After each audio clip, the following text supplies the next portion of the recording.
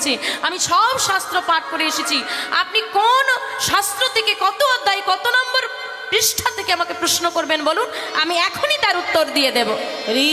বাহ, তা তোমার জ্ঞানের পরীক্ষা একটু নিতে হবে, না হলে আমি যে এত কষ্ট করে তোমাকে এসে পড়াশোনাটা শেখালাম আমার তো বৃথা হয়ে যাবে। তাই একটু পরীক্ষা নি। বলো তো বাবা, পাপের বাপকে?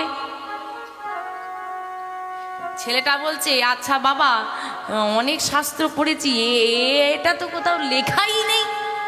বলে, তাহলে তোমার সমস্ত জ্ঞান হলো শূন্য। কি আর হলো আমার তোমাকে গুরুকুলে পাঠিয়ে? সব ভর্ষে ঘি ঢালা হয়ে গেল। যা, এতদিন আমি পরিশ্রম করে যা তোমার পিছনে ঢেলেছিলাম সব বৃথা চলে গেল। আর তুমি আরেকটা প্রশ্ন করো, বলছে আরেকটা প্রশ্ন তোমার প্রয়োজন নেই, আমি একটা প্রশ্নেই বুঝে গেছি তোমার কতটা জ্ঞান হয়েছে। তো ছেলের একটু অভিমান হয়েছে, এত কষ্ট করে পড়াশোনা করে এসেছে তো একটু অভিমান হয়েছে। ঠিক আছে, আমি থাকবোই না এর ঘরে। আর বাবা তখন বলছে, ঘরে থাকবি না তো, তোকে আমি থাকতে দেব না। যা, যেদিন তুই পাপের বাপকে খুঁজে পাবি সেদিন আমার কাছে আসি। ছেলেরও খুব অভিমান হয়েছে, পাপের বাপকে আমি খুঁজেই ছাড়বো, যার জন্য আমি ঘর ছাড়া হলাম, ওকেও আমি ঘর ছাড়া করব। এখন পাপের বাপকে খুঁজতে বেরিয়েছে, কেউ আর উত্তর দিতে পারছে না। ঘুরে ঘুরে ঘুরে ঘুরে ঘুরে ঘুরে ঘুরে ঘুরে ঘুরে ঘুরে ক্লান্ত হয়ে গিয়ে একটা দেখছি গ্রামের এক কোণে একটা ছোট্ট মাটির বাড়ি, আর তার সামনে তুলসী বৃক্ষ সুন্দর করে সাজানো পুষ্প দিয়ে। মনে হচ্ছে সদ্য মাত্র কেউ যেন ওই তুলসী বৃক্ষের তলায় জল অর্পণ করে প্রদীপটা জ্বালিয়ে দিয়ে গেছে, ধূপটা দিয়ে গেছে। মাগো, যখন ঘরে আপনি ঢুকবেন, কারো ঘরে ঢুকতে গেলে তার পরিবেশটা দেখেই কিন্তু মনে হবে ভেতরে কে আছে। অনেক জায়গায় লেখা থাকে কুকুর হইতে সাবধান, গেটেই লিখে দিয়েছে। যদি কুকুর হইতে সাবধান হয়, তার মানে ভেবে নাও ভেতরের মানুষগুলো কিরকম হবে, তাদের থেকেও একটু সাবধানে থাকবে। বাইরের পরিবেশ বলে দেবে তোমার ভেতরের পরিবেশটা কিরকম। তাই ঘরের সামনে ঢুকতে যেন তুলসী মঞ্চ দেখি, ব্রাহ্মণ পরিবারের ছেলে তো, যেখানে সেখানে তো সেবা করতে পারবে না, তৃষ্ণা ডেকেছে। তাই ওই ঘরের সামনে গিয়ে ডাক দিচ্ছে, মা কেউ বাড়িতে আছো? ও মা, একজন সুন্দর দেখে রূপসী কন্যা একজন বেরিয়ে এলেন, ডাকছেন বাবা। হ্যাঁ মা, আমাকে একটু জল দেবে? গলায় তুলসীর মালা, চন্দনের ফোঁটা কপালে মেয়েটার। বাবা ভেতরে আসুন, বসুন। ভেতরে নিয়ে গিয়ে বসতে দিয়েই এক গ্লাস জল দিয়েছে, আর জলটা পান করে বেশ তৃপ্তি পেয়ে বলছে, মা আমি খুব শান্তি পেলাম। আচ্ছা মা, তোমার ঘরে আর কাউকে দেখছি না, তোমার স্বামী সন্তান? বলে, বাবা আমার স্বামী সন্তান বলতে কেউ নেই, আমি হলাম পতিতা। নিতাই গৌর হরি বল হরি। কি সর্বনাশ, আমার জাত চলে গেল। কি হবে এবার? আমাকে গঙ্গা স্নান করতে হবে। হায় হায়, আমি কি কত বড় পাপ করেছি। তুমি যে পতিতা, তুমি আমাকে আগে বললে না কেন? বলে, ঠাকুর আপনি তো বলার সুযোগ দেননি, আপনি তো জিজ্ঞেস করেননি। বলে, জানো আমি ব্রাহ্মণ কুলের, তোমার হাতে জল পান করে আমার কত অপরাধ হয়েছে, কত পাপ হয়েছে। ছি ছি ছি ছি ছি, আমাকে তো গঙ্গা স্নান করতে হবে। ছি ছি ছি।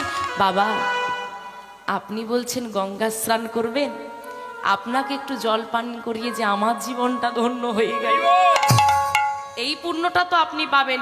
এই রাখো তোমার পুণ্য।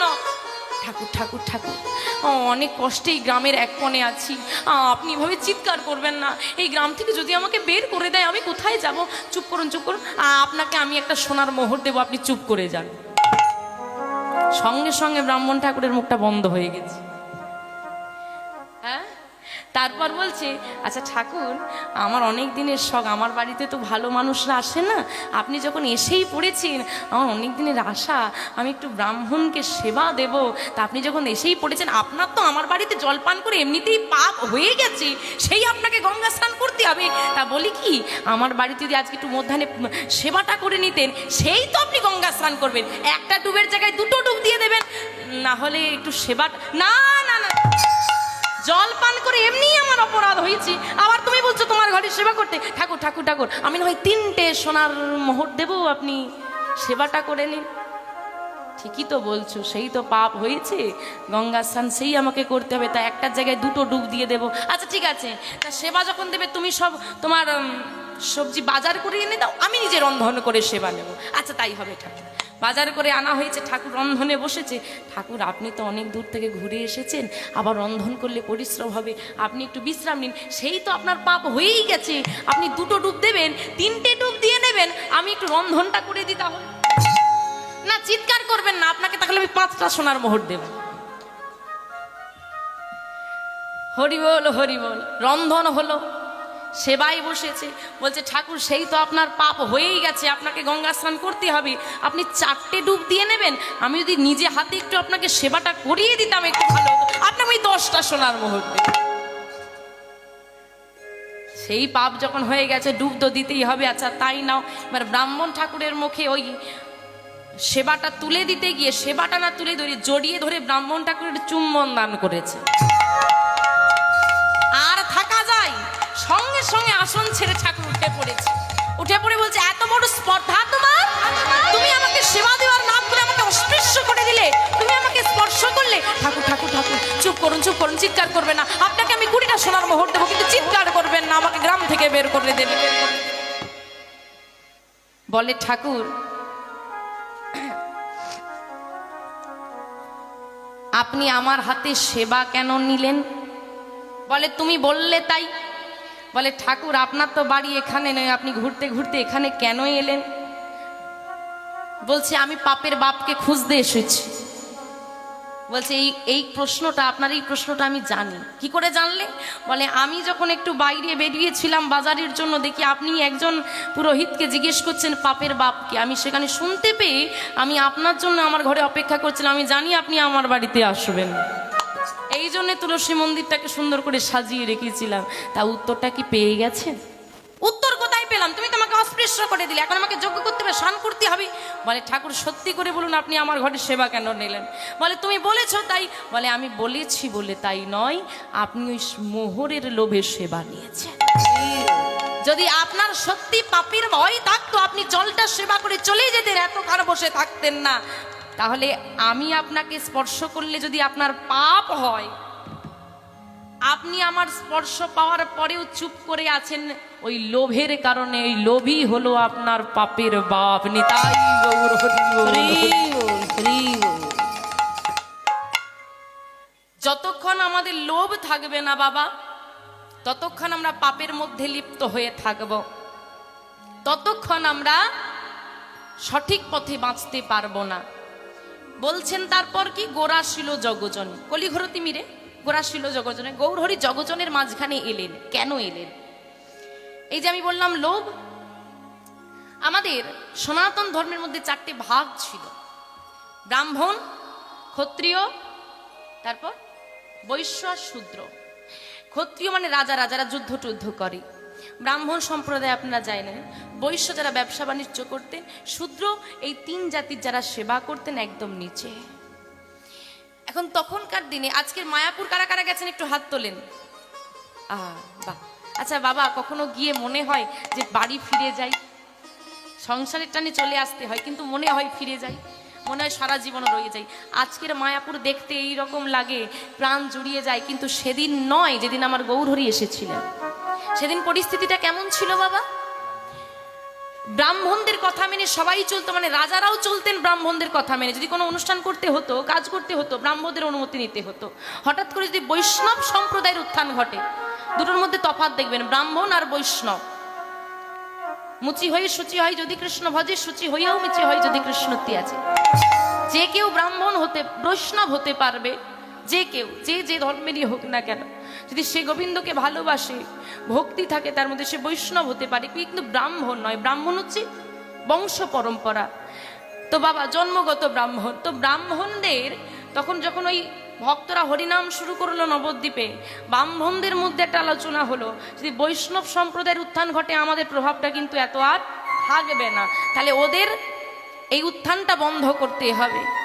আলোচনা করে কি করলেন, যেখানে হরিনাম হতো হরিনাম বন্ধ করে দেওয়া হতো।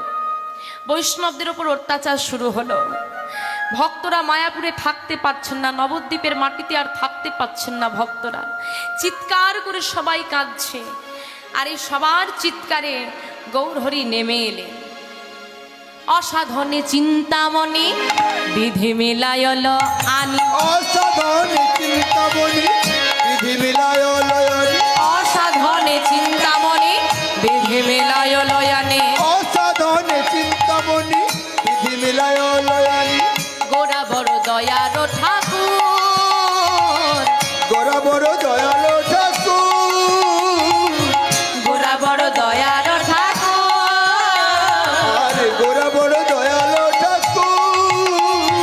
হয় না আর হবার নয়, হয় দয়াল হওয়ার নয় রে, হয় না আর হবার নয় রে, হয় দয়াল হওয়ার নয় রে, এমন দয়ালে প্রেমের ঠাকুর হয় হয় না, দয়াল হওয়ার নয় রে, এমন দয়ালে প্রেমের ঠাকুর, হয় দয়াল হওয়ার নয় রে, এমন দয়ালে গৌর হদি হয় না আর হবার নয় রে। এমন দয়াল গৌর হরি, হয় দয়াল হওয়ার নয় না রে। কলি যুগে হয়ে গেল নিতাই গৌর হরি হরি বল, হরি বল, হরি হয় না আর হবার নয়, কলিযুগে হয়ে গেল, হয় না আর হবার নয় রে। হয় দয়াল হওয়ার নয় রে। অসাধনে চিন্তামণি, অসাধন মানে যেটা সাধন নয়, যেটা সম্ভব নয়, সেটাও সম্ভব করলেন ভক্তদের জন্য। বিধাতা আমাদেরকে মিলিয়ে দিলেন গৌর হরির সঙ্গে। কেমন করি? যখন চারিদিকে ভক্তদের উপর অত্যাচার হচ্ছে, অদ্বৈতাচার্য ওই সুরধনী গঙ্গার বুকে দাঁড়িয়ে কাঁদছেন।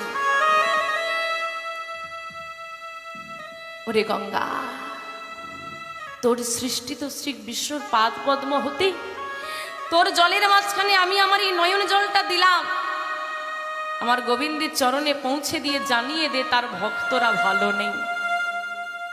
একটি তুলসী পত্র ভাসিয়ে দিলেন, এই তুলসী পত্র যদি গোবিন্দের চরণে পৌঁছে যায়, এই একটি তুলসী পত্রই আমার গৌর হরিকে নামিয়ে আনবে, আমার দয়াল হরিকে এই নবদ্বীর মাটিতে নামিয়ে আনবে। यदा यदा हि धर्मस्य ग्लानिर्भवति भारतम् अभ्युत्थानं अधर्मस्य तदात्मानं सृजाम्यहम् परित्राणाय साधूनां विनाशाय च दुष्कृतं धर्म संस्थापनार्थाय सम्भवामि युगे সম্ভবামি যুগে যুগে। ভক্তদের উপর যখন অত্যাচার হবে, অধর্মের উত্থান ঘটবে, ধর্মের পতন হবে, তখন ভগবান আমার আসবেন। ওই অদ্বৈতাচার্যের ভাসিয়ে দেওয়া একটি তুলসী পত্র প্রতিদিন কাঁদে আর ভাসিয়ে দেয়। আমার এই জন্য অদ্বৈতাচার্যকে বলা হয় গৌরানা ঠাকুর, যিনি গৌর হরিকে এই ধরাধামের মাটিতে নামিয়ে এনেছিলেন। আমার গৌর হরি এলেন কবে? আজ থেকে 538 বছর পূর্বে 1407 শকাব্দে 23শে ফাল্গুন, 1486 খ্রিস্টাব্দে দোল পূর্ণিমা তিথিতে শচী মায়ের কোল আলোকনে এই ভারতভূমির মাটিতে, পশ্চিমবাংলার মাটিতে, নদিয়া জেলার নবদ্বীপ ধামে নেমে এলেন আমার গৌরচাঁদ, যার আলোয় আলোকিত হয়েছিল শুধু পশ্চিম বাংলা নয়, সারা ভারতভূমি, সারা বিশ্বভূমি। কিন্তু দুর্ভাগ্য কি জানেন তো মা? শাস্ত্রে বলছে ধন্য কলি যুগ ধন্য অবতীর্ণ আমার শ্রী চৈতন্য। এই কলিযুগটা ধন্য, কারণ এই কলিযুগে আমার শ্রী চৈতন্যের অবতার। তাই এটা আমাদের সৌভাগ্য। যারা ভারতভূমির মাটিতে জন্ম নিয়েছে তাদের জীবনটা এমনিতেই সার্থক, এমনিতেই ধন্য। অন্যান্য দেশের মানুষ এসে আগে আমাদের ভারতভূমিতে চরণটা রাখার আগে মাথাতে ধুলোটা নেয়। এই ভারতভূমি এতটাই ধন্য, আমাদের এই ভারতবর্ষ এমনি জীবন ধন্য। তাই বলছেন আমাদের সৌভাগ্য যে শ্রী চৈতন্যকে আমরা মাটিতে পেয়েছি, কিন্তু আমাদের দুর্ভাগ্যও আছে। দুর্ভাগ্যটা কি বলুন তো বাবা? গৌর হরিকে পেয়েছিলাম আমরা মাত্র 48 বছর, মাত্র, খুব কম সময়। এবং অদ্ভুত লাগে আজকে এখানে যারা আপনারা এত ভক্তমণ্ডলী এসেছেন কীর্তন শুনতে, এই অধমার বদন হতে গোবিন্দের কথা শুনতে, আমরা গৌর হরির কথা শ্রবণ করব বলে এসেছি, কি তাই তো? শুনতে এসেছেন তো? কিন্তু অদ্ভুত বিষয় বাবা, আজকে এই কীর্তন শোনার জন্য কত আয়োজন, বাবারা কত কষ্ট করে আমাকে নিয়ে এসেছেন। হ্যাঁ, আমি এমনি আসিনি, আমি একদম গড়াই গন্ডাই বুঝে নিয়ে এসেছি। আরে লোকের দোষ পরে দেবো, আগে নিজেরটা দেখতে হবে তো। হরি বল, হরি বল। আর যে আপনারা এত কষ্ট করে বসে নাম শুনছেন, এত আয়োজন, শুধুমাত্র গোবিন্দের কথা একটু কানে শুনবো বলে। হায় রে হতভাগা কলির জীব, যেদিন আমার যার নাম শোনার জন্য আজকে এত আকুলতা, যেদিন তিনি স্বয়ং বর্তমান ছিলেন, এই ভালোবাসাটা কিন্তু তাকে আমরা দিতে পারিনি। আজকে তার নাম শোনার জন্য পাগল, কোন দূর দূর থেকে মানুষ ছুটে আসছে, কিন্তু স্বয়ং যেদিন সেদিন ছিলেন তাকে একটু আমরা মর্যাদা দিতে পারিনি, অপমান করেছি, নিতাই চাঁদকে আঘাত করেছি। কত কষ্ট করে তিনি নাম প্রচার করেছিলেন, এই কষ্ট সহ্য করতে না পেরে ওই নবদ্বীপের মাটিতে দাঁড়িয়ে